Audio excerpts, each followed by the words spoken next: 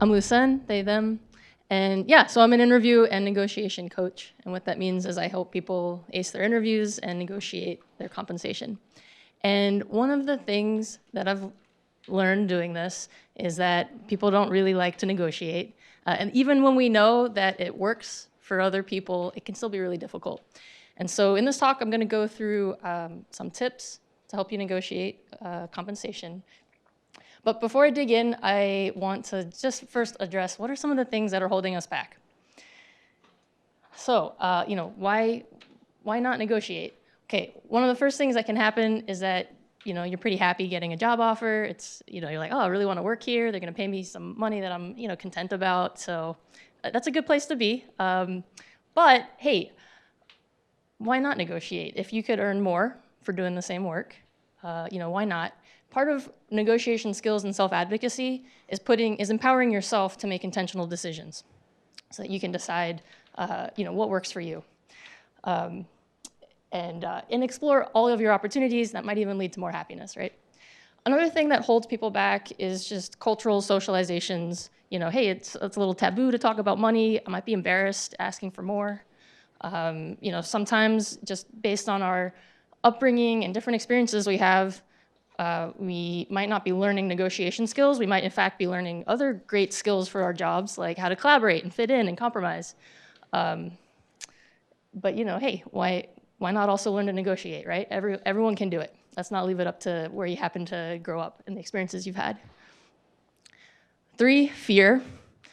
When you're in that moment, it's kind of intimidating, and you might think, well, what if they take away this offer? What if I create a bad relationship with my potential, my next manager?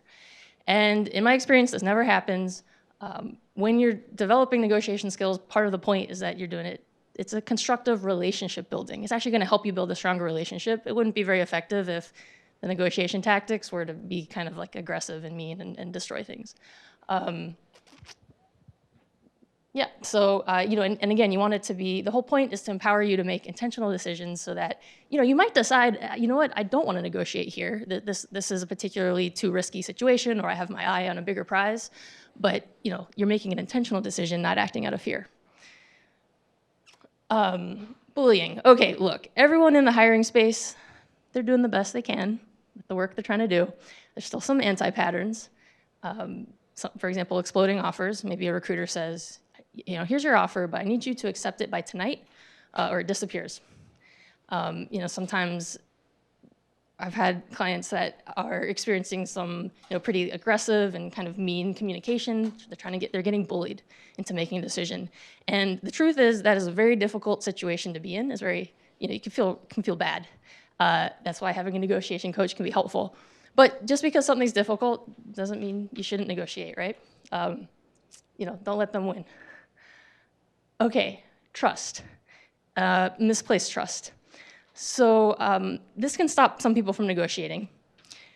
Trust is a spectrum, but if you completely rely on your recruiter to be completely upfront and give you all the information, you might think, oh, I don't need to negotiate. They're being so generous.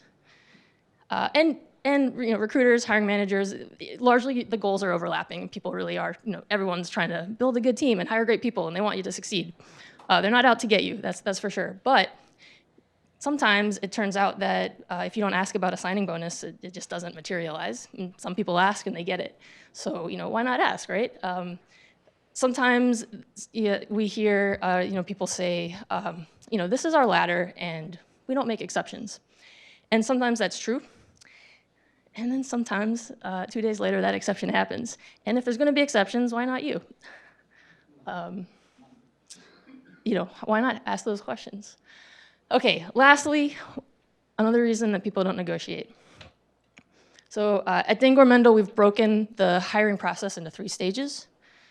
You apply for a job, you do a bunch of interviews, hopefully you get an offer, then you get to negotiate. The confusing thing is that in this first stage, when you're applying, often in the application, you're asked like, what compensation are you looking for? Or maybe after you've submitted a resume and cover letter, you're on the phone with the recruiter, they're going to ask the same question. They just want to know that you're in the right ballpark, that you're not wasting each other's time. That's good for you to know as well. But until you have an actual offer, you haven't negotiated anything. You have this whole process to go through, and you and the company are going to be learning a ton, right? If you prepare for your interviews and do an amazing job and really impress them, that is going to impact what the offer is that they start with. And it's going to affect how the negotiation runs. So you're also learning things yourself, right? Like you're learning about the company, you're learning about the market, you're learning about other opportunities. So even if at the end of the day, at that negotiation step, someone points back to the application and says, oh, it looks like you're okay with 50,000, so that sounds good, when can you start? You can say, well, this is actually what I've learned since then, and I'm actually looking for roles now at 60,000 or whatever. So I'm just gonna take a little water break. Okay, negotiation. It can be intimidating. Even people who are very confident in what they do, hey, look, I'm up here, I look really confident, just having a good time. In another context, like a negotiation, I might still get intimidated, right? It's very common for people who are, your job is to be a great engineer, to be a great teammate, and we haven't always developed those skills. And the problem is that just off the bat, not for any nefarious conspiracy, but just the situation just happens to be slanted, right? Like it's an unequal relationship if you don't do anything to prepare your negotiation skills. The reason is that this, well-meaning recruiter, hiring manager, whomever you're talking with, just happens to have 3 advantages because of the situation. 1, they have more information than you. Maybe they've hired a bunch of other people. They know exactly what those agreements look like. They know what the job ladders are. They might know what the budget is for this role, what the actual max pay scale is, or what the actual signing bonus amount is, right? So they're going to have more information. They have more authority than you. At the end of the day, they're the decision maker, right? Like the company decides who they hire and for how much, for what the agreement's going to be. So that they're always going to have that leverage. And it's, these conversations are at least a part of their job. So even if you've been in software for a long time and you've looked at a lot of positions, it's still probably the case that this person just has more experience than you negotiating and is more comfortable doing it. Also, of course, the stakes are a little lower for them because they're like, well, it'd be great to get you, but maybe we'll get someone else, that's okay. And for you, it's just like a really big life decision. So the stakes and stress are gonna be higher. Okay, so what we wanna do is create a more balanced and healthy relationship and set up candidates with, honestly, the same 3 things. Information, yep, there isn't like a database out there that has the exact objective information you want. Compensation is complicated. There's lots of nuanced situations. Every company is a special snowflake. But you can still do a bunch of research on Glassdoor, on the internet, ask your friends, find employees that work or used to work at the company you're negotiating with. You don't have to ask them for their exact compensation history, but you want to understand how things work there. What is the pay scale? What does the job situation look like? Do people get signing bonuses? What other perks are there that we can explore? So come armed with information, and treat all of it with a grain of salt from everybody, right? But it's knowledge. 2, leverage. You can't change the fact that the company or the employer is always going to have more power than you, but you can give yourself some other opportunities. It's commonly called a BATNA, the best alternative to the negotiated agreement. And what it really just means is having other offers, other people that you're talking with. It also could just mean, hey, I'm really happy at my current job. That is an alternative that you could stay where you are if you're currently employed. And hey, maybe you're not really happy. That's kind of why you're looking, but they don't need to know that. Maybe you have savings. Maybe there's other things that the more desperate you are, that can make it a more stressful conversation. Sometimes it happens, of course, like, hey, I need this job this month to make rent.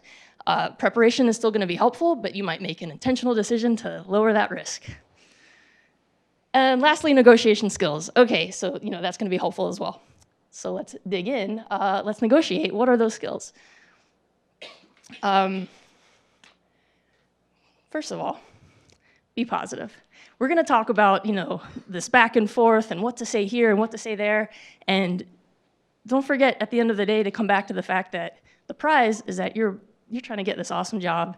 They've just given you this offer that you're really happy about, and you want to reflect that to the recruiter or whoever you're talking with. You always want to thank them and be honest about how excited you are to work here and move forward.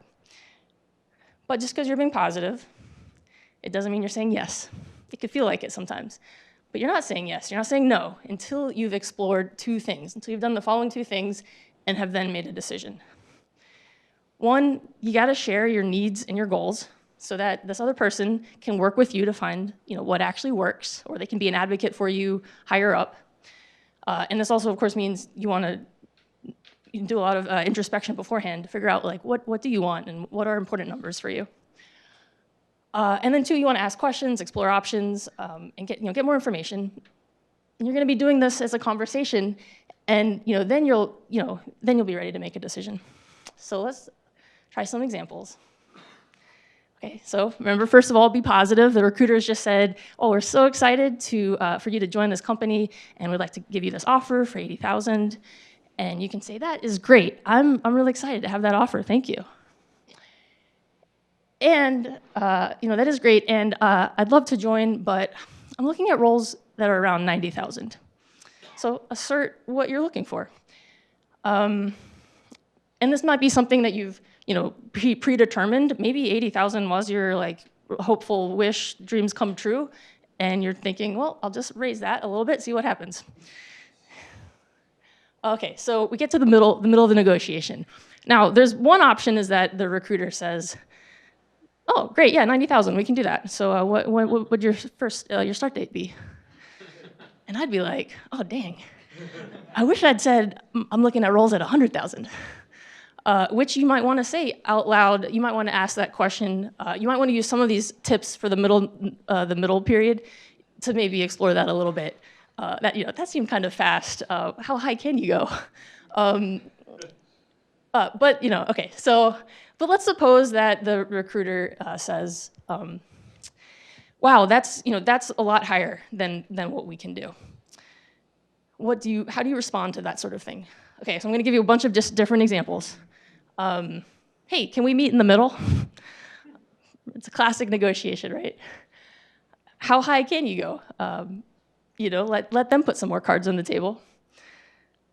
I like round numbers. Can we round up to 90? I've seen this. This has actually worked, guys, for a bigger amount. Here's another good one. If you offered me 90,000, I could accept today. And this is different than that exploding offer threat. That's not that great when a recruiter says, "Oh, you got to accept this offer, today." This isn't a threat. This is you saying, and you can use these words. I'm really thrilled to have this offer. 80,000 is a tough decision for me. I'm gonna have to think about it. But what I can tell you is that I would be really excited to accept an offer at 90,000. And they might say, "Well, I'll talk to the VP of engineering and get back to you tonight." You're just exploring options here. Recruiters are totally used to it. Got to be embarrassed. Okay, so there's a couple of, so you've had this back and forth.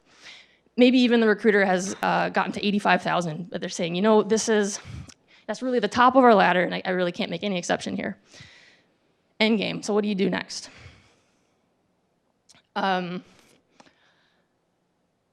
Oh, and I just want to say, there is a moment where you could say, "I am really happy about this." Like, "Oh my gosh, 85,000. That was, secretly in your head, you're like, I was expecting 80. I got to 85. I'm so happy." Tell the recruiter that. "I'm so happy. This is really exciting. I'd really like to join, and I look forward to reviewing the written contract." It's okay you don't have to play a game just to play a game, right? But maybe you're really trying to get to 90. That's really important to you. You could say, "Hey, can we make up the difference using a signing bonus?" You can start to look at other things that might be valuable or important to you. You could also even just say, "Okay, this I'm gonna have to think about this part. Let's move on to the signing bonus." And maybe they're like, "Oh, sure, $5,000 signing bonus. That's pretty standard." And you say, "That's great. Can we bump that to 10,000 to make up the difference?" So there's different ways that you can kind of move through things. Even if you were really happy, by the way, at the 85,000, you're ready to accept that, you still want to say, "Great, can we talk about a signing bonus?" Just explore. And at the end of the day, you can always, you don't have to make a decision in the moment. It's a big decision. You can always say, I'm going to have to think about this, discuss it with my partner, maybe get some advice from someone. And it also gives them a chance to go back and figure out, for that recruiter or that person to go and talk to someone higher up and try different things on your behalf. My last example, get a little more risky, is I would love to join, but I can't at that number. Which is a little bit like saying no. You could kind of salvage this if the recruiter was like, I can go up to 86, but that is the absolute limit. I'm really sorry. And you could then sort of say, well, okay, that's I'm really going to have to think about this and get back to you. Or you could leave it a little more in their court and say, yeah, I don't think that's going to work for me. Is there anything, anything you can do? Anything else you can do? Is there anyone you can talk to? So these are some tips. I hope they were helpful. Good luck negotiating. And I'd be happy to, if anyone wants to talk more about this, feel free to talk to me after this event, or email me, or even just schedule some time on my You Can Book Me. I'd love to, geek out on this with anyone who's interested. Thanks.